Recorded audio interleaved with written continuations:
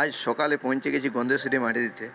কেন পূজাটা এবার অনেক সামনে আছে, তাই পোয়াল বাঁধতে হবে, তা মাটি দিতে হবে। মাটি শুকা নাই, সব জল দেওয়া নাই, তাই অনেকটাই শুরু করলে জলদি করে বাঁধাবাঁধি রেডি করার পর এবার মুখ তুলতে হবে। কেন মুখগুলো একটা করা নেই, তাই প্রথমে দেখুন গন্ধেশ্বরী মায়ের মুখে ডাইস ছিল, তাই ওটাকে তুললাম। বাকি সাইডের ছবি সবগুলোই ছিল, কিন্তু ছিল না মহিষাসুরের মুখ। তাই সেটা ঝটফট করে বানাতে হবে, কেন কি এখন যে না বানায় মাটি দেওয়ার পরে জমবে না, আবার কালকে মুখটা লাগাতে হবে। তাই এত তাড়াতাড়ি যে শুকনো ব্যাপারটা যে সেটা অনেকটাই সমস্যা হয়ে যাবে। তাই জলদির মধ্যে আমি বানানো তৈরি করছি মহিষাসুর মুখ।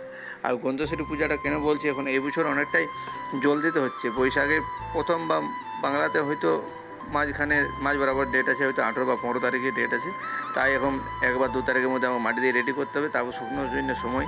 এই দেখো মহিষাসুর মুখ কথায় বলতে বলতে মুখ তৈরি হয়ে গেছে। মুখ তৈরি হওয়ার পরে এটা একবার পালিশ হয়েছে, আবার সকালবেলা সিঙ্গেল পালিশ হবে ডবল, তখন আপনাকে আরও ভিডিও দেখাবো। দেখুন এবারে পালিশ হওয়ার পর বাকি মুখগুলো এটা এই দেখুন ডবল পালিশ হয়ে গেছে মুখ। এবার প্রতিমা ঠাকুরও মাটি দেওয়া হয়ে গেছে, কাপড় লাগানো পালিশ চলছে, মাথা লাগানো হলো, আঙুল লাগালাম। এবার লাগানোর পর ফাইনাল টাচ দিলাম, সব পালিশ করে রেডি করে দিলাম। তারপর এবার বাড়িতে ঠাকুর মাটি দেওয়া রেডি, এবার বাড়ি যাওয়ার জন্য প্যাকিংও রেডি।